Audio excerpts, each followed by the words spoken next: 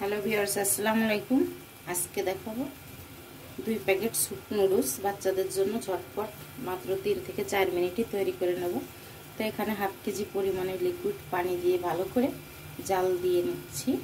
এখন এর মধ্যে 1 চিমটি লবণ দিয়ে দিলাম, দিয়ে দেবো একটু সয়াবিন তেল।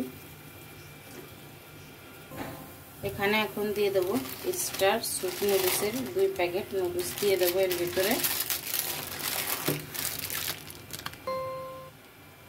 তেল আর লবণটাকে দিয়ে ফুটিয়ে নিতে হবে। এখন 2 প্যাকেট মশলাটা দিয়ে দেব।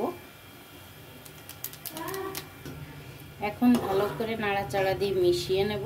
এর মধ্যে আর কিছুই দিব না, এটা পানি পানি স্যুপ নুডলসটা থাকবে। এটা খেতে কিন্তু ভীষণ মজা। তো 2 মিনিটের মতো রান্না করে নামিয়ে নেব। স্যুপটা এখানে একদম রেডি হয়ে গেছে। এখন এটাকে পরিবেশন করে নিলাম। এটা খেতে কিন্তু ভীষণ ভীষণ মজা, পাতলা একদম স্যুপ।